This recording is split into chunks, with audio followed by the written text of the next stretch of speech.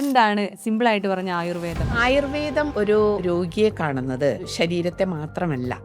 രാവിലെ ഉറക്കം എണീച്ച് തുടങ്ങിയാൽ എന്തൊക്കെ നമ്മൾ ചെയ്യണം, എങ്ങനെ പല്ല് തേക്കണം, എങ്ങനെ കുഴിക്കണം, എങ്ങനെ മുഖം കഴുകണം എന്ന് വരെ പ്രതിപാദിക്കുന്ന ഒരു ശാസ്ത്രമാണ് ആയുർവേദം. സ്പിരിച്വൽ ഹെൽത്തിനും ആയുർവേദത്തിനും തമ്മിൽ നല്ല അഭേദ്യമായിട്ടുള്ള ബന്ധമുണ്ടോ? ബ്രഹ്മരസായനം എന്ന് പറയുന്നത് ആയുർവേദത്തിൽ അഡ്വൈസ് ചെയ്തിട്ടുള്ള ഒരു ലേഹ്യമാണ്. അതിൻ്റെ ഒരു പ്രത്യേകത എന്താണ്? എന്താണ് ശരിക്കും ഈ പഞ്ചകർമ്മ ചികിത്സ? എങ്ങനെയാണ് അത് ചെയ്യുന്നത്? അഭ്യംഗം മാജരേ നിത്യം സ്വപ്നായുഷ് എന്ന് പറഞ്ഞു കഴിഞ്ഞാൽ, ഡോക്ടർ, ഇപ്പോൾ മഴക്കാലമാണ്. മഴക്കാലത്ത് പ്രത്യേകിച്ച് എന്തെങ്കിലും ചെയ്യേണ്ടതുണ്ടോ ആരോഗ്യ രംഗത്ത്, അതുപോലെ തന്നെ ആയുർവേദത്തിൽ ചെയ്യാനായിട്ട്? കർക്കിടക കഞ്ഞിയുടെ കൂടെ നമ്മൾ പത്തില തോരൻ കഴിക്കും. ആ 10 ഇലകൾ ഒന്ന് പറയാമോ? കർക്കിടകത്തിൽ എന്താണ് പഞ്ചകർമ്മ ചികിത്സയുടെ ഒരു ഗുണം എന്താണ്? ഒരു രോഗി വരിക നമ്മുടെ ആയുർവേദ ഹോസ്പിറ്റലിൽ വന്നാൽ അദ്ദേഹത്തിന് എന്തെങ്കിലും ഒരു കൺസൾട്ടേഷൻ വേണം അല്ലെങ്കിൽ റെഫറൻസ് വേണം എന്ന് വെച്ചാൽ അത് വളരെ എളുപ്പമാണ് അമലയിൽ.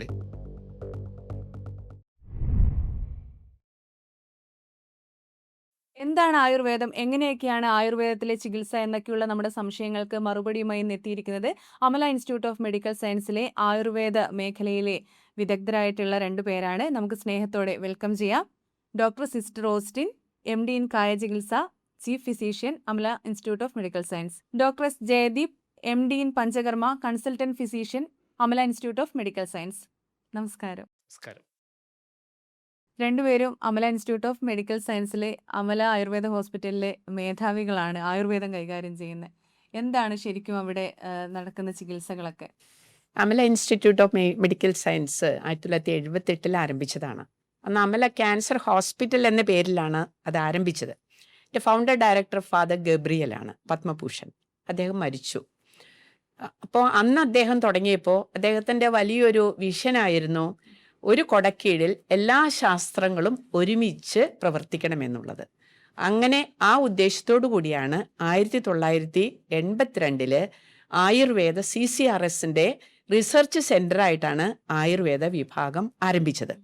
അന്ന് അങ്ങനെ ആരംഭിച്ചതിന് ശേഷം ആ ഒരു പ്രൊജക്റ്റ് അല്ലെങ്കിൽ ആ ഒരു ഗവേഷണം തുടർന്നുകൊണ്ടിരുന്നു. ക്യാൻസർ പേഷ്യൻസിന് വേണ്ടിയിട്ടുള്ളതായിരുന്നു ആ ഗവേഷണം. അത് 6 വർഷത്തെ ഒരു റിസർച്ച് പ്രോജക്റ്റായിരുന്നു. അത് പ്രവർത്തിച്ചു കഴിഞ്ഞതിന് ശേഷം പിന്നെ ജനറൽ പേഷ്യൻസ് വരാൻ തുടങ്ങി. ഞങ്ങൾക്ക് 1992 ഒരു എയ്ഡ്സ് പ്രോജക്റ്റ്, ഞങ്ങൾ എയ്ഡ്സിനെ കുറിച്ച് ഞങ്ങൾ ഗവേഷണം ആരംഭിച്ചു. അത് നമ്മൾ മെയിൻ ഹോസ്പിറ്റലിലെ ഗവേഷണ വിഭാഗവുമായിട്ട് ബന്ധപ്പെട്ടാണ് ഞങ്ങൾ ആ ഒരു പ്രോജക്റ്റ് നടത്തിയത്. അത് അനേക വർഷങ്ങൾ നീണ്ടുനിന്നു. അതിനിടയിൽ 1993 ജർമ്മനിയിലുള്ള ബോൺ എന്ന സ്ഥലത്ത് ഗോഡസ്ബർഗ് ഹോസ്പിറ്റലിൽ അവിടുത്തെ സർജന്മാരും നമ്മുടെ അമല ആയുർവേദ ഹോസ്പിറ്റലുമായിട്ട് ഒരു ടൈപ്പ്, അങ്ങനെ ഒരു കൊളാബറേഷൻ വർക്കിൽ ഞാനും എൻ്റെ കൂടെ ഒരു തെറപ്പിസ്റ്റും ജർമ്മനിയിലേക്ക് പോയി. ഇവിടുന്ന് അവിടെ 1 വർഷം വർക്ക് ചെയ്ത് സയൻറ്റിഫിക് ആയുർവേദ എന്ന് പറയുന്ന ഒരു പേപ്പർ ഞങ്ങൾ പ്രസൻറ്റ് ചെയ്തു ഹെൽത്ത് ഇൻഷുറൻസിന്. പക്ഷേ അവിടുത്തെ ഹെൽത്ത് ഇൻഷുറൻസ് അത് ആ കാലഘട്ടത്തിൽ, അതായത് ഏകദേശം അറിയാമല്ലോ 1993-94 കാലഘട്ടങ്ങളിലാണ്. അന്ന് അത് ഹെൽത്ത് ഇൻഷുറൻസ് അക്സെപ്റ്റ് ചെയ്യാൻ മടി കാണിച്ചതുകൊണ്ട് 1 വർഷശേഷം എനിക്കും എൻ്റെ തെറപ്പിസ്റ്റ് കൂടെ വന്ന ആൾക്കും ഇങ്ങോട്ട് തിരിച്ചു വരേണ്ടി വന്നു. അതിനുശേഷം ജർമ്മൻ പേഷ്യൻസും ഇൻ്റർനാഷണൽ പേഷ്യൻസും ഒരുപാട് നമ്മുടെ ഹോസ്പിറ്റലിൽ വരാൻ തുടങ്ങി. അത്യാവശ്യം ജർമ്മൻ ഭാഷ ഞാൻ അവിടെ ചെന്നപ്പോൾ ഇവിടുന്ന് തന്നെ പഠിച്ചിട്ട് പോയി. അപ്പോൾ ജർമ്മൻ സംസാരിക്കുക എന്നുള്ളതിനാൽ ഓസ്ട്രിയ, ജർമ്മനി എന്നുള്ള രാജ്യങ്ങളിൽ നിന്ന് നമുക്ക് പേഷ്യൻസിന് വരാൻ തുടങ്ങി. അപ്പോൾ അതിനിടയിൽ പല സ്ഥലങ്ങളിൽ നോർവേ, സ്വീഡൻ, സ്വിറ്റ്സർലൻഡ്, ജർമ്മനി ഇങ്ങനെയൊക്കെയുള്ള രാജ്യങ്ങളിൽ പോയിട്ട് ടോക്കുകൾ കൊടുത്തിട്ടുണ്ട്. അപ്പം അതിന് ശേഷമാണ് അതങ്ങനെ general patients, foreigners, local patients, national patients ഒക്കെ നമുക്ക് വരാൻ തുടങ്ങി. അതിനുശേഷം ഇപ്പോൾ നമ്മൾ ലേറ്റസ്റ്റ് ആയിട്ട് തുടങ്ങിയ ഒരു റിസർച്ചാണ് 2025 നമ്മൾ തുടങ്ങിയത് ആയുർ സ്വാസ്ഥ്യ യോജന എന്ന് പറയുന്ന ഒരു പ്രോജക്റ്റ്. അത് ഒരു വില്ലേജ് കേന്ദ്രീകരിച്ചിട്ടുള്ള ഒരു പ്രോജക്റ്റാണ്, ആയുഷിൻ്റെ ഒരു പ്രോജക്റ്റാണ്. ആ പ്രോജക്റ്റിൻ്റെ പ്രവർത്തനം ഇപ്പോൾ ഇവിടെ നടന്നുകൊണ്ടിരിക്കും. മറ്റ് ഹോസ്പിറ്റലുകളിൽ ഇല്ലാത്ത എന്തൊക്കെ പ്രത്യേകതകളാണ് അമലയിലുള്ളത്? അമല എന്ന് പറയുന്നത് ഒരു ഹോളിസ്റ്റിക് ഉള്ള ഹോസ്പിറ്റലാണ്. അലോപ്പതി സെക്ഷനുണ്ട്, ആയുർവേദമുണ്ട്, ഹോമിയോപ്പതി ഉണ്ട്. അപ്പോൾ നമുക്കൊരു രോഗി വരിക നമ്മുടെ ആയുർവേദ ഹോസ്പിറ്റലിൽ വന്നാൽ അദ്ദേഹത്തിന് എന്തെങ്കിലും ഒരു കൺസൾട്ടേഷൻ വേണം അല്ലെങ്കിൽ റെഫറൻസ് വേണം എന്ന് വെച്ചാൽ അത് വളരെ എളുപ്പമാണ് അമലയിൽ. അപ്പോൾ നമുക്ക് പല ഹോസ്പിറ്റലിലും അങ്ങനെ ഒരു ഫെസിലിറ്റീസ് ഇല്ല. വേറെ എവിടേക്കെങ്കിലുമൊക്കെ റെഫർ ചെയ്യേണ്ടി വരും, അല്ലെങ്കിൽ എന്തെങ്കിലും ഒരു സൈഡ് എഫക്ട്സ് വന്നാൽ അത് വളരെ ബുദ്ധിമുട്ടായിരിക്കും. പക്ഷേ അമലയെ സംബന്ധിച്ചിടത്തോളം അങ്ങനെ ഒരു പ്രോബ്ലം ഇല്ല. കൂടാതെ ഒരു മെഡിക്കൽ കോളേജാണ്, അതായത് സ്റ്റുഡൻസിനെ പഠിപ്പിക്കുന്ന മെഡിക്കൽ കോളേജാണ്. അപ്പോൾ അതുകൊണ്ട് തന്നെ ആയുർവേദം വളരെ സയൻറ്റിഫിക് ആയിട്ട് ചെയ്യുന്ന ഒരു സ്ഥലമാണ് അമല ഇൻസ്റ്റിറ്റ്യൂട്ട് ഓഫ് മെഡിക്കൽ സയൻസിലെ ആയുർവേദ വിഭാഗം. അലോപ്പതി ആയുർവേദം ഇങ്ങനെ നല്ല സൗഹാർദ്ദത്തോടു കൂടി മുന്നോട്ട് കൊണ്ടുപോകാൻ പറ്റുമല്ലേ? ഞങ്ങളുടെ ഇതനുസരിച്ചിട്ട് നമുക്ക് റെഫറൻസ് വരാറുണ്ട്. അലോപ്പതി സെക്ഷനിൽ നിന്ന് നമുക്ക് റെഫറൻസ് വരാറുണ്ട്. ഇപ്പോൾ വൺ സൈഡ് പാരാലിസിസ് കേസുകൾ മുമ്പൊക്കെ തുടക്കത്തിൽ ഞാൻ വന്നിട്ട് ഇപ്പോൾ 38 വർഷമായി അമല ആയുർവേദ ഹോസ്പിറ്റലിൽ വന്നിട്ട്. തുടക്കത്തിലുള്ള oncologist chief oncologist doctor CD ജോസഫാണ്. അദ്ദേഹം നമുക്ക് അവരുടെ ട്രീറ്റ്മെൻറ്റ്, അതായത് ക്യാൻസർ പേഷ്യൻസിൻ്റെ ട്രീറ്റ്മെൻ്റ് എല്ലാം കഴിഞ്ഞിട്ട് ഒരു ഡീടോക്സിക്കേഷൻ ആൻഡ് റിജുവിനേഷൻ എന്നുള്ള ഒരു പർപ്പസിന് വേണ്ടിയിട്ട് ആ ഒരു ലക്ഷ്യത്തെ മുൻനിർത്തി പേഷ്യൻസിനെ ഞങ്ങളുടെ അടുത്തേക്ക് റെഫർ ചെയ്യാറുണ്ട്. അപ്പം ഞങ്ങൾ ഡീടോക്സിക്കേഷൻ, അതുപോലെ തന്നെ കീമോയും മറ്റു കൊടുത്തിട്ടുണ്ടാവുന്ന സൈഡ് ഇഫക്ട്സുകളുടെ നിവാരണത്തിനായിട്ട് ഡീടോക്സിക്കേഷൻ റിജുവിനേഷൻ ട്രീറ്റ്മെൻറ്റ് നമ്മൾ 3 വീക്സ് അഡ്മിറ്റഡ് ട്രീറ്റ്മെൻറ്റ് ഞങ്ങളുടെ ഹോസ്പിറ്റലിൽ അഡ്മിറ്റ് ചെയ്ത് കൊടുത്തിട്ടുണ്ട്. അപ്പോൾ അത് പേഷ്യൻസിന് ഒരുപാട് ഉപകാരമായിട്ട് ഭവിച്ചിട്ടുണ്ട്. ഈവൻ ഫോറിനിൽ നിന്ന് പോലും വിദേശികൾ പോലും ഞങ്ങൾക്ക് ഈ ഒരു പർപ്പസോടുകൂടി ഞങ്ങൾക്ക് പേഷ്യൻസ് വരാറുണ്ട്. ഇപ്പം ക്യാൻസർ പേഷ്യൻ്റ് ഒക്കെ ഡീറ്റോക്സിഫിക്കേഷൻ ആയിട്ട് വരാറുണ്ടെന്ന് പറഞ്ഞു. അപ്പോൾ അവർക്ക് എന്തൊക്കെ ചികിത്സകളാണ് നൽകുന്നത് ആയുർവേദത്തിൽ? നമ്മൾ അലോപ്പതി ട്രീറ്റ്മെൻറ്റ് ഏകദേശം അവരുടെ കഴിഞ്ഞു. റേഡിയേഷനും കീമോയും കഴിഞ്ഞു. അവർ പറയുന്ന ഒരു ഗ്യാപ്പ് ഇട്ടിട്ട് ഫോളോ അപ്പ് ട്രീറ്റ്മെൻറ്റിന് നിങ്ങൾ ആഫ്റ്റർ 6 months ഓർ 3 months വരണം, അല്ലെങ്കിൽ ആഫ്റ്റർ 1 year അങ്ങനെ പറഞ്ഞിട്ടാണ് അവർ വിടുക. അപ്പോൾ ആ സമയത്ത് അവർ ഞങ്ങളുടെ അടുത്ത് വരുമ്പോൾ ഞങ്ങൾക്ക് ആയുർവേദത്തിൽ ആൻറ്റി ക്യാൻസറസ് ആയിട്ടുള്ള ചില റെസിപ്പീസ് അഡ്വൈസ് ചെയ്യുന്നുണ്ട്. അപ്പോൾ അങ്ങനെയുള്ള ആ റെസിപ്പീസ് ഞങ്ങൾ ഇൻറ്റേർണൽ മെഡിസിൻസ് ആയിട്ട് ഞങ്ങൾ ഈ പേഷ്യൻസിന് കൊടുക്കുന്നു. അതോടൊപ്പം തന്നെ ഞങ്ങളിൽ ഓയിൽ മസാജസ്, പിഴിച്ചിൽ, തലയ്ക്ക് ധാര, മെഡിക്കേറ്റഡ് എനിമാസ് ഇതെല്ലാം നമ്മൾ കൊടുക്കുമ്പോൾ നമ്മുടെ ബോഡിയിൽ അടിഞ്ഞുകൂടിയിട്ടുള്ള ടോക്സിൻസ്, നമ്മൾ ഫ്രീ റാഡിക്കൽസ് എന്നൊക്കെ പറയും, അതിനെ നിർഹരിച്ചതിന് ശേഷം നമ്മൾ റിജുവിനേഷൻ തെറപ്പി കൊടുക്കും. എന്ന് പറഞ്ഞാൽ നവരക്കിഴി, രസായനങ്ങൾ, ബ്രഹ്മരസായനം, അത് അവിടുത്തെ ആ ഡിപ്പാർട്ട്മെന്റിലെ റിസർച്ച് പ്രൂവ് ചെയ്തിട്ടുള്ള ഒരു രസായനമാണ്, ഒരു ലേഹ്യം. നമ്മൾ സാധാരണ മനുഷ്യർക്ക് മനസ്സിലാവണമെങ്കിൽ രസായനവും ലേഹ്യം, അത് ബ്രഹ്മരസായനം എന്ന് പറയുന്നത് ആയുർവേദത്തിൽ അഡ്വൈസ് ചെയ്തിട്ടുള്ള ഒരു ലേഹ്യമാണ്. അതിന്റെ പ്രത്യേകത എന്താ? ബോഡീനെ, കോശങ്ങളെ റിജുവിനേറ്റ് ചെയ്യും, ശരീരത്തിലെ കോശങ്ങളെ പുതുതാക്കും. അപ്പോൾ വിഷാംശത്തെ എല്ലാം കളഞ്ഞ് ഈ ലേഹ്യം നമ്മൾ കൊടുക്കുമ്പോൾ നമ്മുടെ ശരീരത്തിലെ കോശങ്ങൾ പുനർനിർമ്മിതി. ഓക്കെ, അതാണ് റെജുവിനേഷൻ എന്നുള്ള ഒരു ആ ഒരു വാക്കുകൊണ്ട് നമ്മൾ ഉദ്ദേശിക്കുന്നത്. ഡെഡ് സെൽസിനെ അത് നശിപ്പിച്ചിട്ട് പുതിയ കോശങ്ങളെ വളർത്തുന്നു, പുതിയ പുതിയ കോശങ്ങളെ വളർത്തുന്നു. അതാണ് റെജുവിനേഷൻ തെറാപ്പി എന്നുള്ളത് കൊണ്ട് ഉദ്ദേശിക്കുന്നത്. അപ്പം ശരിക്കും ഇനി ആയുർവേദം എന്താണെന്ന് പലർക്കും ഒരു സംശയം ഉണ്ടായി. ആയുർവേദ രംഗത്തെ ചികിത്സ എന്താണ് സിമ്പിളായിട്ട് പറഞ്ഞ ആയുർവേദം? ആയുർവേദം എന്ന് പറഞ്ഞാൽ ആയുസ്സിൻ്റെ വേദമാണ്. ആയു എന്ന് പറഞ്ഞാൽ ആയുസ്സാണ്. വേദം എന്ന് പറഞ്ഞാൽ അതിന് ശാസ്ത്രം എന്ന് പറയാം. അപ്പം ആയുസ്സിനെ കുറിച്ചുള്ള ഒരു ശാസ്ത്രമാണ് ആയുർവേദം. അതായത് എങ്ങനെ നമുക്ക് ജീവിക്കണം, എങ്ങനെ ജീവിച്ചാലാണ് നമുക്ക് നല്ല ആയുസ് ഉണ്ടാവുക എന്ന് ഓരോരുത്തർക്കും അറിവ് പകർന്നു കൊടുക്കുന്ന ഒരു ശാസ്ത്രമാണ് ആയുർവേദം. ഇതൊരു ചികിത്സാ രീതി മാത്രമല്ല, ഇതൊരു ചര്യയൊക്കെ നമ്മളെ പഠിപ്പിക്കുന്ന ഒരു രീതിയാണ്. അതുകൊണ്ടാണ് ആയുർവേദത്തിനെ ഒരു ഹോളിസ്റ്റിക്, അതായത് നമ്മളെ മനുഷ്യനെ പൂർണ്ണമായിട്ടും ചികിത്സിക്കുന്ന ഒരു രീതിയാണ് ആയുർവേദത്തിലുള്ളത്. ഇപ്പം മറ്റു പല ശാസ്ത്ര ശാഖകളിലും അവർ കമ്പാർട്ട്മെന്റലൈസേഷനാണ്. ഒരു സ്ഥലത്ത് രോഗം വന്നാൽ അതിനെ മാത്രം ചികിത്സിക്കുന്ന ഒരു സിസ്റ്റമാണ് ബാക്കി എല്ലാ സിസ്റ്റത്തിലും ഉള്ളത്. നമുക്ക് ആയുർവേദത്തിൽ അങ്ങനെയല്ല. ഒരു രോഗീനെ പൂർണ്ണമായി ചികിത്സിക്കുകയാണ്. അദ്ദേഹത്തിനെ പൂർണ്ണ ആരോഗ്യത്തോടെ നിലനിർത്താൻ സഹായിക്കുന്ന എല്ലാ ചികിത്സകളും ചെയ്യുന്ന ഒരു ശാസ്ത്രമാണ് ആയുർവേദം. എങ്ങനെയാണ് ആയുർവേദത്തിലെ ഒരു ചികിത്സാ രീതികൾ എങ്ങനെയാണ്? ഓരോ പേഷ്യന്റിനും, എങ്ങനെ വരുന്ന ആൾക്കാർക്കൊക്കെ എന്തൊക്കെ ചികിത്സകളാണ് നൽകുന്നത്? ഓരോ രോഗത്തിനനുസരിച്ചാണോ? അതെ, നമുക്ക് ആയുർവേദത്തിലെ രോഗം എന്ന് നമ്മൾ പറയുന്നതിന് മുമ്പ് നമ്മൾ എന്താണ് ആരോഗ്യമെന്ന് നമ്മൾ നോക്കണം. അപ്പോൾ അത് അറിഞ്ഞാലാണ് നമുക്ക് രോഗം എന്താണെന്ന് നമുക്ക് മനസ്സിലാക്കാൻ പറ്റുള്ളൂ. ആയുർവേദത്തിൽ ഞാൻ നേരത്തെ പറഞ്ഞല്ലോ, ആയുർവേദം എന്ന് പറയുമ്പോൾ നമ്മുടെ ശരീരത്തിനെ മൊത്തത്തിൽ കാണുന്ന ഒരു ചികിത്സാ പദ്ധതിയാണ്. നമ്മളെ ശരീരത്തിന് ആയുർവേദത്തിൽ പറയുന്നത് അതിനുണ്ടാക്കിയിരിക്കുന്നത് 3 പില്ലേഴ്സ് വെച്ചിട്ടാണ്. ദോഷങ്ങൾ എന്ന് നമ്മൾ പറയും. അതിന് വാതം, പിത്തം, കഫം എന്ന് പറയുന്ന 3 ദോഷങ്ങൾ. അതിനെ നമുക്കൊരു പില്ലേഴ്സ് എന്ന് വേണമെങ്കിൽ വിളിക്കാം. ബോഡീനെ നോർമലായിട്ട് നിർത്തുന്ന ഒരു 3 പില്ലേഴ്സ്.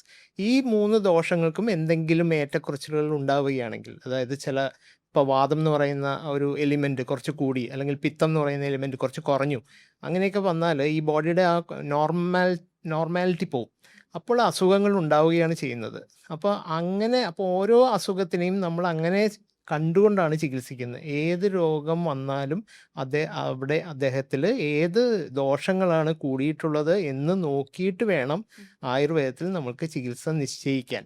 അതായത് ഓരോ രോഗികളും വ്യത്യസ്തമായിരിക്കും. ഓരോ രോഗികളുടെ ബോഡി പ്രകൃതി വ്യത്യാസം ഉണ്ടാവും, അവരുടെ ദോഷങ്ങൾ വ്യത്യാസം ഉണ്ടാവും. അപ്പോൾ അതനുസരിച്ചും കൂടെ നോക്കിയിട്ടാണ് നമ്മൾ ആയുർവേദത്തിൽ ചികിത്സ നിശ്ചയിക്കുന്നത്. ആയുർവേദത്തിന്റെ ഒരു സമഗ്രമായിട്ടുള്ള വീക്ഷണം എങ്ങനെയാണ് ഈ ചികിത്സയിൽ? ഇത് ഒരു വളരെ പ്രധാനപ്പെട്ട ചോദ്യമാണ്. അതായത് എ ഹോളിസ്റ്റിക് അപ്രോച്ച് എന്ന് പറയുന്നതിന് സമഗ്രമായ വീക്ഷണം.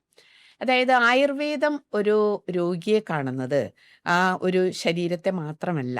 അതായത് ഡോക്ടർ ജയദീപ് നേരത്തെ പറഞ്ഞ പോലെ തന്നെ ആത്മാവ്, മനസ്സ്, ശരീരം, ഇത് 3നെയും കൂടി ഒരുമിച്ച് ചേർത്തിട്ട് കണ്ടിട്ടാണ് നമ്മൾ ആയുർവേദത്തിൽ നമ്മുടെ ഒരു സമീപനം.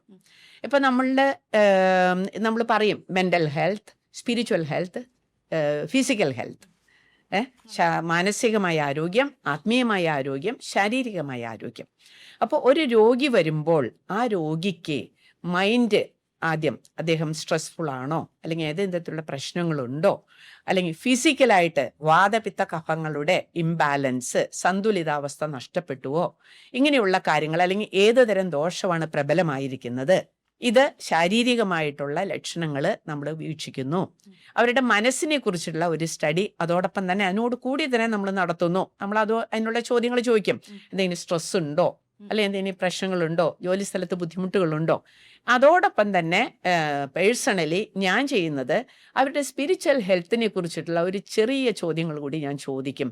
നിങ്ങളുടെ what about your spiritual health, നിങ്ങളും ദൈവമായിട്ടുള്ള ബന്ധമൊക്കെ എങ്ങനെയാണ്, നിങ്ങൾ കുറച്ച് സമയമൊക്കെ പ്രാർത്ഥിക്കാനായിട്ട് നിങ്ങൾ ചെലവഴിക്കുമോ? അപ്പോൾ ഇതും നമുക്കിടെ ഹീലിങ്ങിന് ആവശ്യമാണ് കേട്ടോ, സൗഖ്യത്തിന് ആവശ്യമാണ്. ഈ പറയുന്ന 3 കാര്യങ്ങളും നിങ്ങൾ ശ്രദ്ധിക്കേണ്ടതുണ്ട് എന്നുള്ള ഒരു അപ്രോച്ചിൽ കൂടിയാണ് സാധാരണ രീതിയിൽ അത് ആയുർവേദം പറയുന്നുണ്ട്.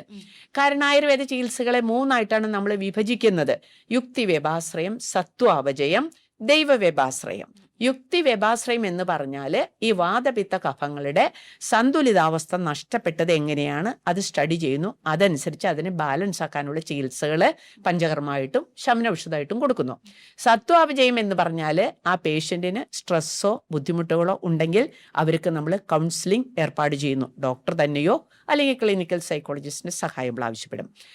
അതോടൊപ്പം തന്നെ നമ്മൾ സ്പിരിച്വൽ ഹെൽത്ത് ഞാൻ പറഞ്ഞല്ലോ, ഞാൻ ചെയ്യുക അവർക്ക് ഒരു നല്ല ബൈബിളിൽ നിന്ന് ഒരു വചനം എടുത്തു കൊടുക്കും, ഇതും കൂടി പ്രാർത്ഥിക്കണം കേട്ടോ എന്ന് പറയും. അപ്പോൾ അങ്ങനെയുള്ള ഒരു സമഗ്രമായ വീക്ഷണത്തിൽ കൂടെ നമ്മൾ ആയുർവേദം ചികിത്സിക്കണം. അത് അന്ന് അവർ പറഞ്ഞിരിക്കുന്നത് എന്താ, ആചാര്യന്മാർ പറഞ്ഞിരിക്കുന്നത് ദൈവവ്യപാശ്രയം എന്ന് പറഞ്ഞു കഴിഞ്ഞാൽ എല്ലാ തരത്തിലുള്ള ചികിത്സ കൊണ്ട് പരാജയപ്പെടുന്ന കേസുകൾ നിങ്ങൾ അന്നത്തെ മതം എന്ന് പറയുന്നത് ഹിന്ദുയിസമാണ്. അന്ന് 3000 years ഓൾഡ് ശാസ്ത്രമാണിത്. അപ്പോൾ നിങ്ങൾ പൂജകൾ ചെയ്യണം, പ്രാർത്ഥിക്കണം, ഉപവാസം എടുക്കണം, പ്രായശ്ചിത്തം ചെയ്യണം. ഇങ്ങനെയൊക്കെയുള്ള കർമ്മങ്ങളും കൂടി നിങ്ങൾ ചെയ്താലേ രോഗം മാറുള്ളൂ. അതിനെയാണ് നമ്മൾ ദൈവോപാശ്രയ ചികിത്സ എന്ന് ആയുർവേദത്തിൽ പറയുന്നത്. അത് നമ്മൾ പ്രാക്ടീസ് ചെയ്യുന്നത് സമഗ്രമായിട്ടുള്ള ഒരു ഹീലിങ്ങിന്, സൗഖ്യത്തിന് രോഗിയെ സഹായിക്കുന്നതാണ്. അപ്പോൾ ഈ സ്പിരിച്വൽ ഹെൽത്തിനും ആയുർവേദത്തിനും തമ്മിൽ നല്ല അഭേദ്യമായിട്ടുള്ള ബന്ധമുണ്ടോ? ബന്ധമുണ്ട്. അതാണ് നമ്മൾ അതിനകത്ത് ഒരു ഇതായിട്ട് പറയുന്നത്. റീഡിങ് ഗുഡ് ബുക്സ്, നല്ല പുസ്തകങ്ങൾ വായിക്കുക, നല്ല ഫ്രണ്ട്സുമായിട്ട് നമുക്ക് കൂട്ടുകെട്ട് വേണം, യോഗ തെറാപ്പി ഇതൊക്കെ നമ്മൾ പറയുന്നുണ്ട്, മെഡിറ്റേഷൻ. ഇതെല്ലാം പറയുന്നത് ഈ സമഗ്രമായ ചികിത്സയുടെ ഭാഗമായിട്ട്. ഇപ്പം നമ്മുടെ ആയുർവേദത്തിൽ തന്നെ യോഗ തെറാപ്പി ഉണ്ട്. ഞങ്ങൾക്ക് യോഗയ്ക്ക് ടീച്ചർ വരും. അപ്പോൾ ഈ സമഗ്രതയ്ക്ക് സഹായിക്കുന്ന, അതുപോലെ തന്നെ ക്ലിനിക്കൽ സൈക്കോളജിസ്റ്റ് ഉണ്ട്, അവരെ വിളിച്ചാൽ നമ്മൾ വരും. അപ്പോൾ കൗൺസിലിങ്ങിനുള്ള സാധ്യതകൾ കാര്യങ്ങളും ഉണ്ട്. അപ്പോൾ ഇങ്ങനെയാണ് ഞങ്ങൾ ഒരു സമഗ്രമായ വീക്ഷണത്തിലേക്ക് നമ്മൾ പേഷ്യൻസിനെ ടേക്ക് കെയർ ചെയ്യുന്നത്. അപ്പോൾ അതിനെക്കുറിച്ച് തന്നെ ചോദിക്കുകയാണെങ്കിൽ ഇപ്പോൾ അമലയിലേക്ക് സമഗ്രമായിട്ടുള്ള ഒരു വീക്ഷണം ഉണ്ടല്ലോ. എങ്ങനെയാണ് ഒരു രോഗി വന്നു കഴിഞ്ഞാൽ, ഒരു അസുഖം കൊണ്ട് എന്തെങ്കിലും ശാരീരിക ബുദ്ധിമുട്ട് കൊണ്ട് വന്നു കഴിഞ്ഞാൽ ചികിത്സ തുടങ്ങുന്നത് എങ്ങനെയാണ്? ഇപ്പോൾ ഒരാൾ വന്നു കഴിഞ്ഞാൽ അതെ. അപ്പോൾ നമ്മൾ ഒരാൾ രോഗിയായിട്ട് വന്നാൽ അദ്ദേഹത്തിൻ്റെ രോഗം എന്താണെന്ന് നമ്മൾ അന്വേഷിക്കുമല്ലോ. അപ്പോൾ അദ്ദേഹത്തിൻ്റെ രോഗത്തിനനുസരിച്ചുള്ള ചികിത്സ നമ്മൾ നിശ്ചയിക്കും. അത് 2 തരം ചികിത്സകളുണ്ട്. ഒന്ന് നമ്മൾ മരുന്ന് കൊണ്ട് മാത്രം ചികിത്സിക്കുന്ന ചികിത്സയുണ്ട്. അതിന് നമ്മൾ ശമന ചികിത്സ എന്ന് പറയും. അതായത് വെറുതെ മരുന്ന് മാത്രം കൊടുത്തിട്ട് ആ അസുഖത്തിനെ കൺട്രോൾ ചെയ്യുന്നത്. അതല്ല, നമ്മൾ ശോധന ചികിത്സ, പഞ്ചകർമ്മ ചികിത്സ എന്ന് പറയും. ശോധന, അങ്ങനെ 2 തരം ചികിത്സയാണുള്ളത്. ശമന ചികിത്സയും ശോധന ചികിത്സയും. ഇപ്പോൾ ഇംഗ്ലീഷ് മെഡിസിനിലും അങ്ങനെ തന്നെയാണ്. അവർ മെഡിസിൻ കൊടുത്തിട്ടാണ് പല അസുഖങ്ങളും അവർ മാറ്റുന്നത്. അത് ചില അസുഖങ്ങൾ അവർ സർജറി കൊണ്ട് മാറ്റുന്നുണ്ട്.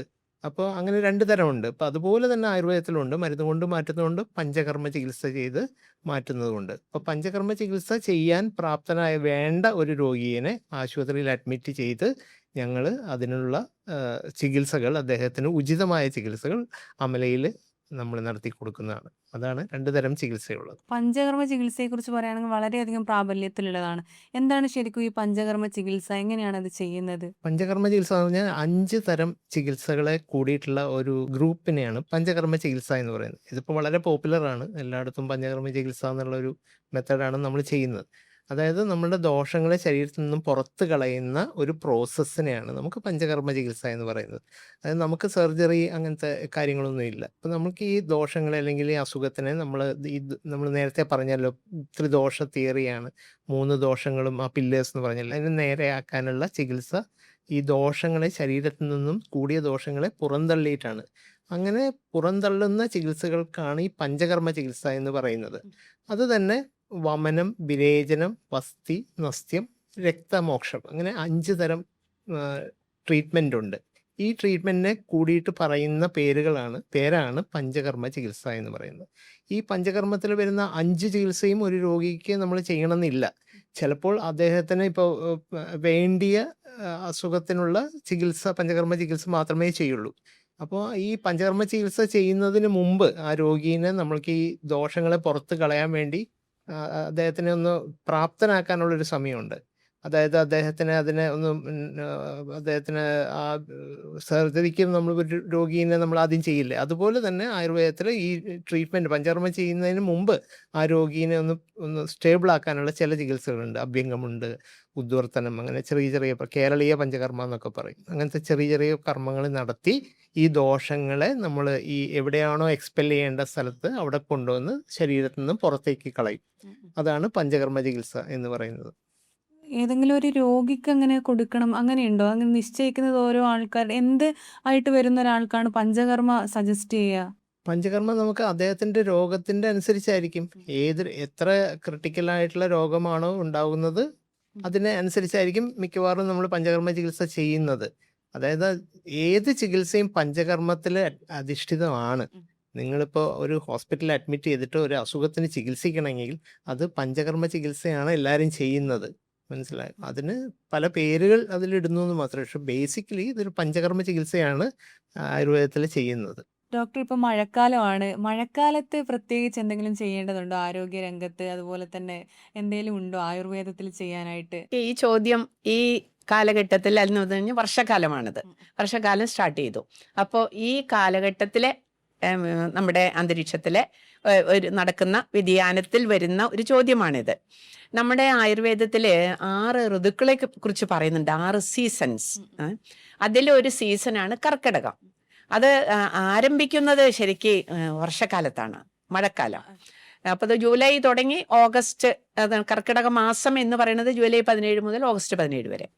അപ്പോൾ മഴക്കാലത്ത് തന്നെ നമുക്ക് അതിൻ്റേതായിട്ടുള്ള ചില കാര്യങ്ങൾ നമ്മൾ ശ്രദ്ധിക്കാറുണ്ട്. വർഷക്കാലം അതിൽ പ്രധാനമായിട്ടുള്ള ആഹാരവിധികൾ, അതല്ലെങ്കിൽ ആചാരവിധികൾ ഒക്കെയുണ്ട്. എന്താണ് നമ്മൾ വർഷക്കാലത്ത് നമ്മൾ ശ്രദ്ധിക്കേണ്ടതായിട്ടുള്ള ആഹാര രീതി എന്ന് പറയുന്നത്? തീർത്തും ലൈറ്റായിട്ടുള്ള, അതായത് എളുപ്പം ദഹിക്കാൻ സഹായിക്കുന്ന ആഹാരങ്ങളാണ് നമ്മൾ വർഷക്കാലത്ത് കഴിക്കേണ്ടത്. എപ്പോഴും നമ്മൾ ചൂടുവെള്ളം ഉപയോഗിക്കണം. അത് മെഡിക്കേറ്റഡ് വാട്ടർ എന്ന് പറഞ്ഞാൽ ചുക്ക്, ജീരകം, ഇഞ്ചി ഇതൊക്കെ ഇട്ട് സംസ്കരിച്ച വെള്ളയെ കുടിക്കാൻ പാടുള്ളൂ. വെജിറ്റബിൾ സൂപ്പാണ് കുറച്ചും കൂടി നമുക്ക് നല്ലത്. അതുപോലെ തന്നെ മിതമായ വ്യായാമം, യോഗ ഇതൊക്കെ നമ്മൾ പരിശീലിക്കണം. നോൺ വെജിറ്റേറിയൻ കഴിക്കാതിരിക്കുന്നതായിരിക്കും വർഷക്കാലത്ത് കുറച്ചും കൂടി നമുക്ക് നല്ലതായിട്ട് വരിക. പിന്നെ നമ്മൾ ഈ വർഷക്കാലത്തിൽ വരുന്ന ഒരു വർഷക്കാലം 3 മാസം വരെ അതിലെന്തോ വരുന്ന ഒരു മാസമാണ് കർക്കിടകം. ഈ കർക്കിടക മാസത്തിൽ നമ്മൾ പ്രത്യേകമായിട്ട് ആചാര്യന്മാർ ഒരു രീതി പറയുന്നുണ്ട്, കർക്കിടക കഞ്ഞി. അതായത് അത് വളരെ ലൈറ്റാണ്, എളുപ്പം ദഹിക്കാവുന്ന കഞ്ഞിയാണ്. അതിൽ നവരേരിയാണ് ഉപയോഗിക്കുന്നത്. നവരേരി അല്ലാതെ തന്നെ വരക്, തിന, ചാമ, റാഗി ചില കേസിൽ ഉപയോഗിക്കും. പക്ഷെ മറ്റുള്ള മില്ലറ്റ്സ്, ഇപ്പൊ ഇന്ന് മില്ലറ്റ് വളരെ പ്രസിദ്ധമാണല്ലോ, മില്ലറ്റ് ഉപയോഗിക്കും. നമ്മൾ ട്രഡീഷണൽ ആയിട്ട് ഉപയോഗിക്കുന്നത് നവരേരിയാണ്. നവരേരി ഒരു 50 ഗ്രാം എടുത്ത് അതിൽ 10 ഗ്രാം ഒരു ഔഷധക്കൂട്ടുണ്ട്, കുറുന്തോട്ടി, കുറച്ച് മരുന്നുകളുണ്ട് അതിൽ. 6 അരികളുണ്ട്, വിഴാലരി, ചെറുപുന്നയരി എന്നൊക്കെ പറഞ്ഞ 6 അരികൾ, ഇതൊക്കെ ചേർത്തിട്ട് ഒരു ഔഷധക്കൂട്ടുണ്ട്. അത് കഷായം വെച്ച് നവരരി അതിൽ പാകപ്പെടുത്തി ഒരു നാളികേരത്തിൻ്റെ പാലും പിഴിഞ്ഞ് ചേർത്ത് വെന്ത് കഴിയുമ്പോൾ അതിൽ അല്പം ഇന്ദുപ്പ് ചേർത്ത് നെയ്യിൽ ഉള്ളി താളിച്ച് ചേർത്തിട്ടാണ് ഈ കർക്കിടകക്കഞ്ഞി കഴിക്കുന്നത്. അത് 7, 14, 21, 28 ദിവസമോ കഴിക്കാം. കർക്കിടക കഞ്ഞിയുടെ കൂടെ, മരുന്ന് കഞ്ഞി എന്നും പറയൂ കേട്ടോ അതിനെ, കർക്കിടക കഞ്ഞിയുടെ കൂടെ നമ്മൾ പത്തിലത്തോരൻ കഴിക്കും. പത്തിലത്തോരൻ എന്ന് പറഞ്ഞാൽ 10 ഇലകളാണ് അതിനകത്ത് വരുന്നത്. അപ്പോൾ 10 ഇലകൾ എന്ന് പറഞ്ഞാൽ നമ്മൾ സാധാരണ അന്നൊക്കെ ഗ്രാമീണരാണല്ലോ നമ്മുടെ ഇന്ത്യയിലെ ഒരു ഇത് വെച്ച് നോക്കുമ്പോൾ. അപ്പം നമ്മൾ ചേമ്പ്, ചേന, കാട്ടുതാള്, കുമ്പളം, പയറിൻ്റെ ഇല, കൊടിത്തൂവയില, അങ്ങനെ പറഞ്ഞിട്ട് 10 ഇലകൾ നമ്മൾ പറിച്ചിട്ട് അത് ചെറുതായിട്ട് ഒരു ഇല തന്നെയും കഴിക്കാം. 10 ഇലകൾ ഒരുമിച്ച് കൂട്ടിയിട്ടും അരിഞ്ഞ് നാളികേരം ചേർത്ത് നമ്മൾ അതിനെ സംസ്കരിച്ച് ഈ കഞ്ഞിയുടെ കൂടെയാണ് നമ്മൾ ഈ പത്തിലത്തോരൻ കഴിക്കുന്നത്. അപ്പോൾ അത് കഴിക്കുമ്പോൾ എന്താണ് ഈ പത്തിലത്തോരൻ്റെയും കർക്കിടക ആചാരങ്ങളുടെയൊക്കെ ഗുണം എന്താണെന്ന് വെച്ച് കഴിഞ്ഞാൽ, നമ്മുടെ ശരീരത്തിലെ ടോക്സിസിറ്റീനെ, വിഷാംശത്തെ പുറത്തു കളയുന്നു, രോഗപ്രതിരോധ ശേഷി വർദ്ധിപ്പിക്കുന്നു, ബലം വർദ്ധിപ്പിക്കുന്നു, ദഹനശക്തിയെ വർദ്ധിപ്പിക്കുന്നു, നമ്മുടെ ഉദര രോഗങ്ങളെ ശമിപ്പിക്കുന്നു, ഉദരത്തിലെ പെരിസ്റ്റാൾട്ടിക് മൂവ്മെന്റിനെ ത്വരിതപ്പെടുത്തി മലബന്ധത്തെ തടയുന്നു. അതായത് മൊത്തത്തിൽ ഇമ്മ്യൂണിറ്റിനെ വർദ്ധിപ്പിക്കുന്നു എന്നർത്ഥം. അതാണ് കർക്കിടകത്തിൽ ബലം കുറയും. നമ്മുടെ കർക്കിടകത്തിൽ വർഷ ഋതുവാണത്, വർഷക്കാലം. വർഷ ഋതുവില് നമ്മുടെ ശരീരത്തിൽ ബലം കുറയും. അപ്പൊ അതുകൊണ്ട് നമ്മുടെ ബലഹീനത നമുക്ക് അനുഭവപ്പെടും ശരീരത്തിൽ. അപ്പൊ ബലത്തെ ഉണ്ടാക്കുക, ദഹനത്തെ ത്വരിതപ്പെടുത്തുക, രോഗപ്രതിരോധ ശേഷിയെ വർദ്ധിപ്പിക്കുക എന്നതാണ് ഇതിന്റെ ലക്ഷ്യം. ഇനി ഈ ഇലകളിലെല്ലാം വെറുതെ ഇല കഴിക്കുകയല്ല, ഇതിൽ ഒരുപാട് മിനറൽസും വൈറ്റമിൻസും ഉണ്ട്. ആ 10 ഇലകൾ ഒന്ന് പറയാമോ? കർക്കിടക, അതായത് ചേന, ചേമ്പ്, കുമ്പളം, അതോടൊപ്പം തന്നെ കാട്ടുതാള്, കൊടിത്തൂവ, തകരയില, മുള്ളൻചീര, പയറിന്റെ ഇല. ഈ 10 ഇലകൾ കിട്ടാത്തവര് ഒരു ഇല ഇട്ടിട്ട് കഴിക്കും. ഒരില ഒറ്റയ്ക്കോ 10 ഇലകളായിട്ടോ നമ്മൾ ഒരുമിച്ച് കൂട്ടിയിട്ടോ കഴിക്കാം. കർക്കിടക കഞ്ഞി ഇപ്പോ ഉണ്ടാക്കാൻ അറിയാത്ത ആൾക്കാരുണ്ടാവും. അതിലും ഈ ഔഷധക്കൂട്ടൊക്കെ എങ്ങനെയാണ്? പ്രത്യേകമായിട്ടുള്ള ഔഷധക്കൂട്ടുണ്ട്. അത് കൊടുക്കുന്ന ഇപ്പം കൊടുക്കാറുണ്ടോ? ഇപ്പൊ ഹോസ്പിറ്റലിൽ പറ്റില്ല. ഉണ്ട്. ഹോസ്പിറ്റലിൽ നമ്മൾ ഒരു കിറ്റ് ഉണ്ട്, 7 ദിവസത്തേക്കുള്ള കിറ്റാ കൊടുക്കുക. അപ്പൊ അതില് നമ്മൾ 350 ഗ്രാം അരിയാണ് അതിനകത്ത് വെക്കുക. അരിയുടെ ഒരു കിറ്റ് ഉണ്ടാവും. അപ്പൊ ഒരു ദിവസം 7 ദിവസത്തേക്കല്ലേ, ഇപ്പൊ ഒരു ദിവസത്തേക്ക് 50 ഗ്രാം അരി, 70 ഗ്രാമാണ് മൊത്തം പൗഡർ അതിനകത്ത് വെക്കുക. അപ്പൊ ഒരു ദിവസത്തേക്ക് 10 ഗ്രാം പൗഡർ. ഈ 10 ഗ്രാം പൗഡർ 4 ഇരട്ടി വെള്ളത്തിൽ കഷായം വെച്ച് 4-1 വറ്റിച്ച് അതില് ഈ നവരേരിയിട്ട് വേവിക്കും. അങ്ങനെയാണ് വേവിച്ച് വെന്ത് വരുമ്പോഴാണ് നാളികേരപ്പാല് ചേർത്തിട്ട് പാകപ്പെടുത്തി ഇന്ദുപ്പിട്ട് അതില് നെയ്യ്, ഉള്ളി നെയ്യിൽ താളിച്ചൊഴിച്ച് അതിൻ്റെ കൂടെ പത്തിലത്തോരൻ. ചിലര് പത്തിലത്തോരൻ കിട്ടാത്തവര് നമ്മുടെ സാധാരണ ചട്നി, ചമ്മന്തി ഉപയോഗിച്ചിട്ടും കഴിക്കാറുണ്ട്. എന്നാലും അത് വലിയൊരു കാര്യമാണ്. ഇന്നത്തെ സിറ്റിയിലൊക്കെ താമസിക്കുന്നവർക്ക് ഇലകളൊന്നും കിട്ടില്ലല്ലോ. അപ്പോൾ ഇങ്ങനെ ഹോസ്പിറ്റലിൽ നിന്ന് ഇങ്ങനെ ആ ഒരു കഞ്ഞിയുടെ കിറ്റ് കൊടുക്കുക എന്ന് പറയുന്ന ഒരു വലിയ കാര്യമാണ്. അത് എല്ലാ വർഷവും കൊടുക്കാറുണ്ട്. എല്ലാ വർഷവും കൊടുക്കും. നമ്മുടെ ക്യാൻറ്റീനിൽ അത് ഞങ്ങൾ അവൈലബിൾ ആക്കും. അപ്പൊ നമ്മൾ കിടക്കുന്ന എല്ലാ രോഗികൾക്കും ക്യാൻറ്റീനിൽ അത് നമ്മൾ ഇന്ന രോഗി ഇത്ര ദിവസം കഴിക്കണമെന്ന് കിടക്കുന്ന രോഗികൾക്ക് നമ്മൾ അഡ്വൈസ് കൊടുക്കും. ഇപ്പൊ കഞ്ഞി ഓർഡർ ചെയ്യും, ക്യാൻറ്റീനിൽ നിന്ന് കഞ്ഞി കൃത്യമായിട്ട് വൈകിട്ട് 7 മണിയാകുമ്പോൾ എത്തും. അങ്ങനെയാണ് ചെയ്യുന്നത്. നല്ല ആരോഗ്യം കിട്ടാൻ ഈ കർക്കിടക കഞ്ഞി ഭയങ്കരമായിട്ട് ഉപകാരപ്പെടും. വളരെ ഉപകാരമാണ്, വളരെ ഉപകാരം. ഇതുകൂടാതെ ആയുർവേദത്തിൽ വളരെ ഋതുക്കൾ എന്ന് ഡോക്ടർ പറഞ്ഞല്ലോ, 6 ഋതുക്കളുണ്ട്. അപ്പം ഈ ശിശിരം, വസന്തം, ഗ്രീഷ്മം, വർഷം, ശരത്, ഹേമന്തം, അങ്ങനെ 6 ഋതുക്കളുണ്ട്. ഈ ആയുർവേദത്തിൽ ഓരോ ഋതുക്കളിലും നമ്മൾ എന്തൊക്കെ ചെയ്യണം എന്നുള്ളത് വളരെ വിശദമായിട്ട് ആയുർവേദ ഗ്രന്ഥങ്ങളിലുണ്ട്. വർഷ ഋതുവിൽ മാത്രമല്ല, മഴക്കാലത്ത് മാത്രമല്ല, എല്ലാ ഋതുകളിലും നമ്മൾ എങ്ങനെയൊക്കെ ജീവിക്കണം, നമ്മൾ എന്തൊക്കെ ഭക്ഷണം കഴിക്കണം, നമ്മൾ എങ്ങനെ നിന്നാലാണ് നമുക്ക് അസുഖങ്ങൾ വരാതിരിക്കുക എന്നുള്ളതൊക്കെ വളരെ വിശദമായിട്ട് ആയുർവേദ ഗ്രന്ഥങ്ങൾ പറഞ്ഞിട്ടുണ്ട്. അത് ഋതുചര്യ എന്ന് പറഞ്ഞിട്ട് അതിനു വേണ്ടി മാത്രം ചില ചാപ്റ്റേഴ്സ് നമ്മൾ ആയുർവേദ ഗ്രന്ഥങ്ങളിലുണ്ട്. ഈ ഋതുചര്യ മാത്രമല്ല, ദിനചര്യയുമുണ്ട്. അതായത് ഒരു ദിവസം നമ്മൾ എന്തൊക്കെ ചെയ്യണം, രാവിലെ ഉറക്കം എണീച്ച് തുടങ്ങിയാൽ എന്തൊക്കെ നമ്മൾ ചെയ്യണം, എങ്ങനെ പല്ല് തേക്കണം, എങ്ങനെ കുളിക്കണം, എങ്ങനെ മുഖം കഴുകണം എന്ന് വരെ പ്രതിപാദിക്കുന്ന ഒരു ശാസ്ത്രമാണ് ആയുർവേദം. അതുകൊണ്ടാണ് നമ്മൾ ഞാൻ നേരത്തെ പറഞ്ഞത്, ഇത് ഒരു ആയുസ്സിന്റെ വേദമാണ്. ഇതൊരു എങ്ങനെ ജീവിക്കണം എന്ന് പഠിപ്പിക്കുന്ന ഒരു ശാസ്ത്രമാണ് ആയുർവേദം, വെറുതെ ഒരു ചികിത്സാ രീതി മാത്രമല്ല. ഇപ്പൊ ഇത് പറഞ്ഞപ്പോ തന്നെ ആ ചികിത്സാ രീതിയെ കുറിച്ച് ഒന്ന് പറയാനായിട്ട് പറ്റുമോ? എങ്ങനെയാണ് ഒരു ദിവസം ഒരു മനുഷ്യൻ ആയുർവേദം പ്രകാരം മുന്നോട്ട് പോകേണ്ടത് എന്ന്? അത് നേരത്തെ പറഞ്ഞ പോലെ ഓരോ മനുഷ്യനും വ്യത്യാസമുണ്ട്, ഓരോ പ്രകൃതിയുടെ അനുസരിച്ച്. അപ്പം നമ്മളിപ്പോൾ ആദ്യം രാവിലെ എണീച്ചു, മുഖം കഴുകി, കണ്ണ് വൃത്തിയാക്കണം എന്നുണ്ട്, കണ്ണിൽ അഞ്ജനം എഴുതണം എന്ന് പറയുന്നുണ്ട്. അതുപോലെ മുഖം കഴുകുന്ന വെള്ളത്തിനെ കുറിച്ച് പറയുന്നുണ്ട്. അതും ഡിഫറെൻ്റ് ഓരോ ആൾക്കാരുടെ പ്രകൃതി നേരത്തെ പറഞ്ഞല്ലോ. അപ്പോൾ ചിലപ്പോൾ ചില ആൾക്കാർക്ക് ചുക്കുവെള്ളം കൊണ്ടായിരിക്കാം കഴുകേണ്ടത്, ചില ആൾക്കാർക്ക് മല്ലി വെള്ളമായിരിക്കണം കഴുകേണ്ടത്. അത് ഓരോരുത്തരുടെ ബോഡി കോൺസ്റ്റിറ്റ്യൂന്റ്, ബോഡിയുടെ പ്രകൃതി മുഖം കഴുകണം അല്ലേ? അങ്ങനെയൊക്കെ ചെയ്യുമ്പോഴാണ് നമുക്ക് കൂടുതൽ, ഇത് ചെയ്തില്ലെങ്കിൽ കുഴപ്പമൊന്നുമില്ല, സാധാരണ വെള്ളമായാലും കുഴപ്പമില്ല. ഇപ്പം നമ്മളൊക്കെ ജീവിക്കുന്ന സാധാരണ വെള്ളമാണല്ലോ. പക്ഷെ കുറച്ചും കൂടെ നന്നായിട്ട് നമുക്ക് ജീവിക്കാൻ പറ്റുന്നത്, അല്ലെങ്കിൽ കണ്ണിനുള്ള അസുഖങ്ങൾ വരാതിരിക്കാൻ, അല്ലെങ്കിൽ ശരിയായ മലശോധന ഉണ്ടാകാൻ, ശരിയായ ഭക്ഷണം നമുക്ക് കഴിക്കാൻ, നേരത്തെ പറഞ്ഞ പോലെ മനസ്സിന് സുഖം കിട്ടാൻ, നമ്മൾ ഇന്ദ്രിയങ്ങൾക്കും വളരെ പ്രാധാന്യമുണ്ട്. അപ്പൊ ഇന്ദ്രിയങ്ങളെ നമ്മൾ കണ്ണ്, മൂക്ക്, ചെവി ഇവയൊക്കെ സ്വസ്ഥമായിട്ട് നിർത്താനൊക്കെ ഈ ദിനചര്യയും കൂടെ നമ്മൾ ശീലിക്കേണ്ടത് അത്യാവശ്യമാണ്. അത് ശരിക്കും ഒരു ഡോക്ടറിനെ കണ്ട് സംസാരിക്കുമ്പോഴാണ് ഓരോരുത്തർക്കും എന്തൊക്കെ തരം ഇത് വേണം എന്ന് പറയാൻ പറ്റുകയുള്ളൂ. ഈ കർക്കിടകത്തെ കുറിച്ച് ഇപ്പം മാം പറഞ്ഞല്ലോ, അതുപോലെ തന്നെ കർക്കിടകത്തില് എന്താണ് പഞ്ചകർമ്മ ചികിത്സയുടെ ഒരു ഗുണം എന്താണ്? അതെ. ഈ പഞ്ചകർമ്മ ചികിത്സ നമുക്ക് 3 തരത്തിൽ ചെയ്യാം. അതായത് ഇത് പ്രിവെന്റീവായിട്ട് ചെയ്യാം, തെറാപ്യൂട്ടിക് ആയിട്ട് ചെയ്യാം, ക്യൂറേറ്റീവ് ആയിട്ട് ചെയ്യാം. അപ്പോൾ നമുക്ക് കർക്കിടകത്തിൽ, അതായത് സുഖചികിത്സ പോലെയും നമുക്ക് ഈ ആയുർവേദത്തിൽ പഞ്ചകർമ്മ ചികിത്സ നമുക്ക് ചെയ്യാൻ കഴിയും. അപ്പോൾ ശരീരത്തിൽ നമ്മളിപ്പോൾ ഡെയിലി നമ്മുടെ റൊട്ടീൻ കൊണ്ട് ശരീരത്തിൽ ഒട്ടനവധി മാലിന്യങ്ങൾ, അല്ലെങ്കിൽ വേസ്റ്റ് മെറ്റീരിയൽ, ഇപ്പോൾ നേരത്തെ പറഞ്ഞുകൊണ്ട് ഫ്രീ റാഡിക്കൽസ് ഒക്കെ നമ്മുടെ ബോഡിയിൽ ഉണ്ടാവുമായിരിക്കും. അപ്പോൾ അതിനെ നമ്മൾ എക്സ്പെൽ ചെയ്ത് കളയാൻ ഈ പഞ്ചകർമ്മ ചികിത്സ പോലെ നല്ലൊരു സംവിധാനം ഇല്ല. ഇപ്പോൾ നമുക്കറിയാം, നമ്മൾ പലവിധ സ്ട്രെസ്സ് നമുക്ക് വരുന്നു, ബോഡിയിൽ പലവിധ വേദനകൾ, മസിൽ പെയിൻ, നീര്, ഇതൊക്കെ നമുക്ക് കുറയ്ക്കാൻ വേണ്ടിയിട്ട് ഈ പഞ്ചകർമ്മ ചികിത്സയാണ് നല്ലത്. അപ്പോൾ ഈ കർക്കിടകത്തിൽ എന്താണ് പഞ്ചകർമ്മ ചികിത്സ ചെയ്യുന്നതിൻ്റെ ഗുണം എന്ന് വെച്ചാൽ, കർക്കിടകത്തിലാണ്, ആ സമയങ്ങളിലാണ് നമ്മുടെ 3 ദോഷങ്ങളും പ്രശ്നമായി നിൽക്കുന്നത്. അതായത് നിങ്ങൾക്കറിയാം, മഴയും ഇതൊക്കെ ആയതുകൊണ്ട് കഫം എന്ന് പറയുന്ന ദോഷം എന്തായാലും കൂടി നിൽക്കും. പിന്നെ വാദം, അതായത് നമുക്ക് അറിയാലോ, മഴക്കാലമൊക്കെ വരുമ്പോൾ എല്ലാവർക്കും കാലുവേദന, കൈവേദന, നടുവേദന, വരിപ്പ് എല്ലാം ഉണ്ടാവും. അപ്പോൾ അതൊക്കെ ഈ വാദം കൂടുന്നതുകൊണ്ടാണ്. അതേസമയം നമുക്ക് വിശപ്പ് കുറയുകയും ചെയ്യും. അതുകൊണ്ടാണ് അത് പിത്തം കുറയുന്നതുകൊണ്ടാണ് നമുക്ക് വിശപ്പ് കിട്ടാത്തത്, വിശപ്പ് വരാത്തത്. അതുകൊണ്ടാണ് ദാഹവും കുറയും. അപ്പം നമ്മൾ പിത്തം കുറയുന്നതുകൊണ്ടാണ് ഈ ഡൈജസ്റ്റീവ് എൻസൈംസിനെ നമുക്ക് പിത്തമായിട്ട് നമുക്ക് ഏകദേശം താരതമ്യപ്പെടുത്താം. അപ്പം അതുകൊണ്ട് നമുക്ക് ശരിക്കുള്ള ഭക്ഷണം നമുക്ക് ദഹിക്കില്ല. നമ്മൾ ഈ മഴക്കാലത്ത് കൂടുതൽ ഭക്ഷണം കഴിക്കുക, അതാണ് നോൺ വെജിറ്റേറിയൻ ഫുഡൊക്കെ മഴക്കാലത്ത് അധികം കഴിക്കരുത് എന്ന് പറയുന്നത്. ശരിയായി ദഹനം നടക്കില്ല.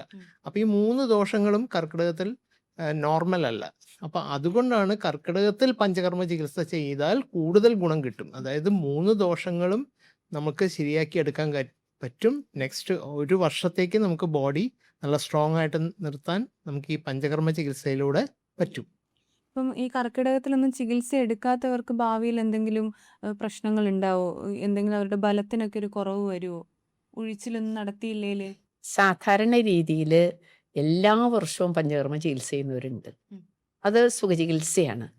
അങ്ങനെയുള്ള പലരെയും വലിയ അസുഖങ്ങൾ, മേജർ ഡിസീസസ് കാണാതെ അവർക്ക് അധികം കാണുന്നില്ല. അങ്ങനെ നമ്മളുടെ ഹോസ്പിറ്റലിൽ എല്ലാ വർഷവും ട്രീറ്റ്മെന്റിന് വരുന്ന പല പേഷ്യൻസും ഉണ്ട്. വലിയ കുഴപ്പമൊന്നും ഇല്ലാണ്ട് അവർ മൂവ് ചെയ്യുന്നതായിട്ട് കാണുന്നുണ്ട്. അപ്പോൾ ഈ ഡീടോക്സിക്കേഷൻ, റിജുവിനേഷൻ, അതായത് വിഷനിർഹരണം, പുതിയ കോശങ്ങളെ ഉണ്ടാക്കുക, റിജുവിനേറ്റ് ചെയ്യുക കോശങ്ങളെ, ഈ പർപ്പസ് നമ്മൾ നടത്തിക്കൊണ്ടിരിക്കുന്നത് നമ്മുടെ ശരീരത്തിലെ രോഗപ്രതിരോധ ശേഷിയും ബലവും അതുപോലെ രോഗങ്ങളെ തടയാൻ സഹായിക്കുന്നതുമാണ്. ഡോക്ടർ, ഇപ്പോൾ മലയാളികളെക്കാളും കൂടുതൽ വിദേശികളാണ് ആയുർവേദത്തെ സ്നേഹിക്കുന്നത്, ആയുർവേദ ചികിത്സകളെ കൂടുതലായിട്ട് സ്നേഹിക്കുന്നത്. അതെന്തുകൊണ്ടാണ്? അതിനെക്കുറിച്ച് പറയുമ്പോൾ ഈ വിദേശികളുടെ ജീവിത നിലവാരവും സാഹചര്യത്തെക്കുറിച്ചൊന്ന് പറയുന്നതായിരിക്കും ഉത്തമം. ഞാൻ 93-94 കാലഘട്ടത്തിൽ ഒരു വർഷക്കാലം ഞാൻ ജർമ്മനിയിൽ ഉണ്ടായിരുന്നു. അപ്പോൾ കുറച്ച് യൂറോപ്യൻ കൾച്ചർ എനിക്ക് മനസ്സിലായിട്ടുണ്ട്. അവിടുത്തെ ജീവിത രീതിയും അവിടുത്തെ ഫോർമേഷനും കുട്ടികളുടെ ഫോർമേഷനും മാതാപിതാക്കളുമായിട്ടുള്ള ബന്ധവും ഫാമിലി ആയിട്ടുള്ള സെറ്റപ്പ് നമ്മുടെ നാട്ടിലത്തെ പോലെയല്ല. അവിടെ ഒരു 18 വയസ്സായ ഒരു മക്കൾ ഫ്രീ ആയിട്ട് അവര് പാർട്ട്നേഴ്സിനെ കണ്ടെത്തണം. അവർ ഇൻഡിപെൻഡന്റ് ആയിട്ട് അവരുടെ വീട്ടിൽ നിന്ന് മാറണം. ഒരു വേറെ ഒരു ഫ്ലാറ്റൊക്കെ എടുത്ത് പോകണം. അവര് സ്വന്തം കാലിൽ നിൽക്കണം. നമ്മുടെ നാട്ടിലെ മാതാപിതാക്കളെ സമ്പാദിച്ച് മക്കൾ കൊടുക്കുന്ന രീതിയല്ല അവിടെ. അപ്പൊ അങ്ങനെ വരുമ്പോ അത് അതിൻ്റെതായിട്ടുള്ള പ്ലസ് പോയിന്റും ഉണ്ട്, മൈനസ് പോയിന്റും ഉണ്ട്. അപ്പൊ പല കുടുംബങ്ങളിലും ഡിവോഴ്സുകൾ ഒത്തിരി കോമൺ ആണ്. നമ്മുടെ നാട്ടിലും കുറച്ച് വന്നു തുടങ്ങി. അപ്പൊ അതിൽ ഈ മനുഷ്യര് കുറച്ച് നമ്മുടെ നാട്ടിലേക്ക് കുറേ കൂടി സ്ട്രെസ്ഫുൾ ആണ് അവിടുത്തെ ആൾക്കാർ. അപ്പോൾ ഈ സ്ട്രെസ്സിനെ അവർക്ക് കളയണം. അപ്പൊ അവർക്ക് അവരുടെ വിചാരം, അവരുടെ വിശ്വാസവും ഇന്ത്യയിലേക്ക് പോയി ആയുർവേദ ട്രീറ്റ്മെന്റ് ഒക്കെ എടുത്ത് മെഡിറ്റേഷൻ യോഗയൊക്കെ ചെയ്താൽ ഞങ്ങളുടെ സ്ട്രെസ്സിന് ഒരു റിലീഫ് ആകും എന്ന് അവർക്ക് വലിയൊരു ബോധ്യമാണ്. ആ രീതിയിലാണ് പിന്നെ ആയുർവേദ ചികിത്സ, മസാജ് അങ്ങനത്തെ ഉള്ളതൊന്നും അവിടെ അങ്ങനെ ഇല്ല. അവർക്ക് ചില ഫിസിയോതെറപ്പി, മസാജസ് ഒക്കെ ഉണ്ട്. പക്ഷെ നമ്മുടെ നാട്ടിലത്തെ പോലെയുള്ള ഒരു സിസ്റ്റമാറ്റിക് ഒരു പഞ്ചകർമ്മ മസാജ് ഒന്നും ആ നാട്ടിലില്ല. അപ്പോൾ അതുകൊണ്ടാണ് ഈ സ്ട്രെസ്ഫുൾ ആയിട്ടും അതോടെ തന്നെ ഓവർ വെയിറ്റ്, ഈ ഓവർ വെയിറ്റ് ജീവിതശൈലി രോഗങ്ങൾ അവിടെ വളരെ കൂടുതലാണ്. അപ്പോൾ അങ്ങനെയൊക്കെ ഉള്ള പ്രശ്നങ്ങൾ കൊണ്ടാണ് അവര് നമ്മുടെ ഇന്ത്യയിലേക്ക് ഈ ആയുർവേദ ചികിത്സ ഉദ്ദേശിച്ച് നാട്ടിലേക്ക് വരുന്നത്. അപ്പൊ അങ്ങനെ അതുകൊണ്ടാണ് ഈ വിദേശികൾക്ക് ഈ ആയുർവേദത്തിലുള്ള അട്രാക്ഷൻ കിടക്കുന്നത്. അപ്പൊ അവർക്ക് സ്ട്രെസ് റിലീവ് ചെയ്യാനായിട്ട് നമ്മൾ ചെയ്യുന്ന മെയിൻ തെറാപ്പീസ്, നമ്മൾ മസാജ് തന്നെ അഭ്യംഗം, മാജരേ നിത്യം, സ്വപ്ന, ആയുഷ് എന്ന് പറഞ്ഞു കഴിഞ്ഞാൽ നല്ല ഉറക്കവും നല്ല ആയുസ്സും ഒക്കെ കിട്ടാനായിട്ട് അഭ്യംഗം, അഭ്യംഗം എന്ന് പറയുന്നത് ഓയിൽ മസാജ് എല്ലാ ദിവസവും ചെയ്യണമെന്നാ നമ്മുടെ ആചാര്യന്മാര് പറഞ്ഞിരിക്കുന്നത്. അപ്പോൾ ആ ഒരു അഭ്യംഗം തന്നെ കൊടുക്കുമ്പോൾ തന്നെ ഈ പേഷ്യൻസ് വളരെയധികം റിലാക്സ് ആവാണ്. അതോടൊപ്പം തന്നെ അവർക്ക് നമ്മുടെ സെൻട്രൽ നെർവസ് സിസ്റ്റത്തിനൊക്കെ കാമാക്കാനായിട്ട് നമുക്ക് പലവിധ ശിരോധാരകളുണ്ട്.